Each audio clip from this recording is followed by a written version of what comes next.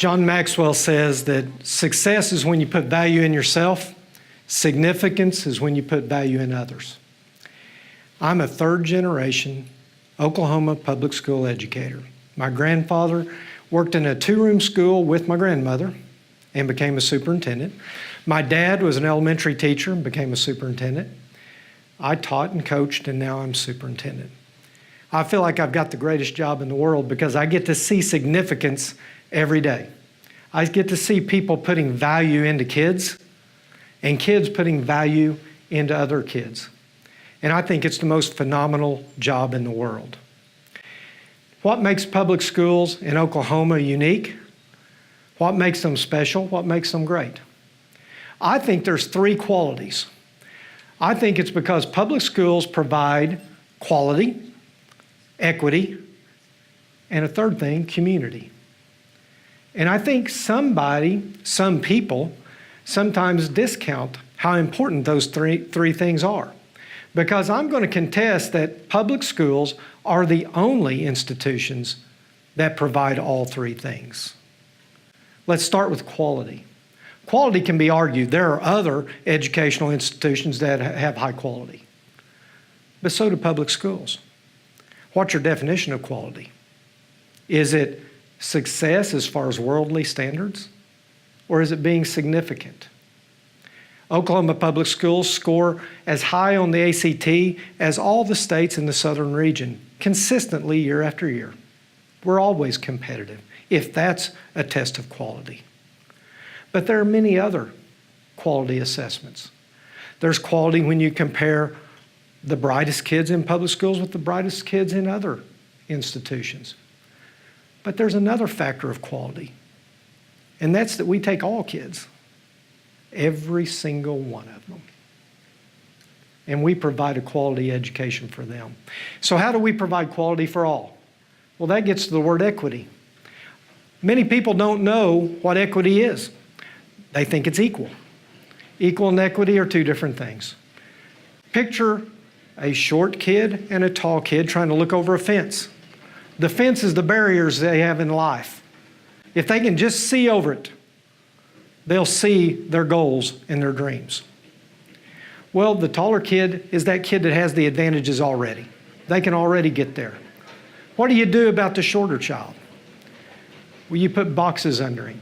What are the boxes that public schools provide? It could be food. Some kids just need to eat. They need nutrition in order to learn. It could be transportation. They just can't get there. It could be special needs. It could be language services.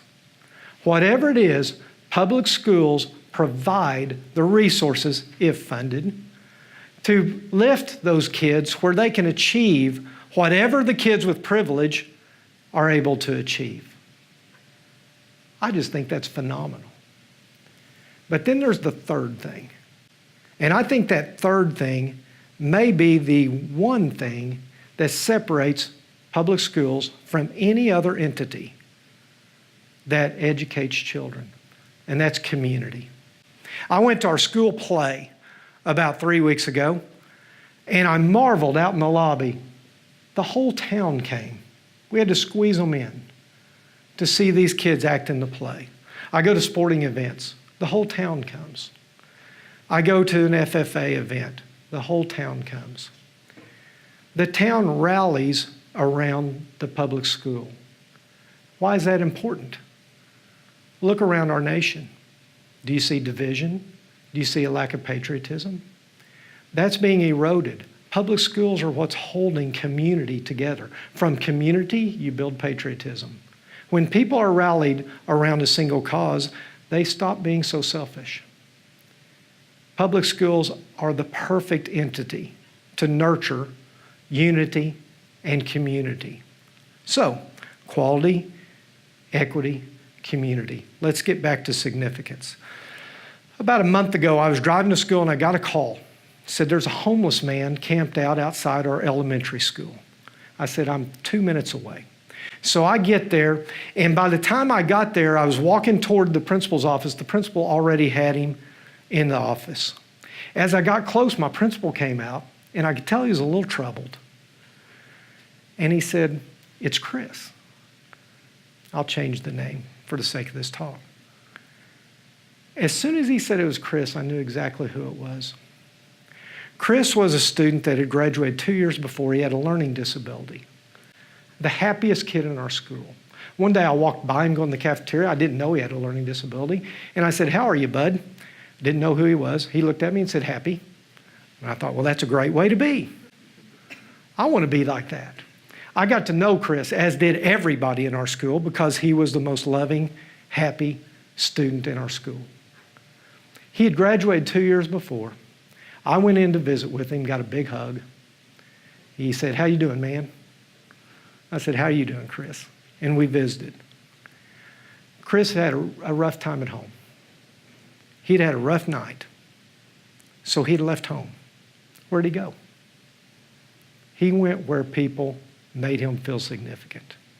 He went where people made him feel valued. Success is important. Significance goes on forever. That moved a lot of people in our school. Of course, we got him fed, we got him taken care of, got him home, just like we did when he was a student. But remember that about public schools. I'm a third-generation Oklahoma public school educator. I love what I do.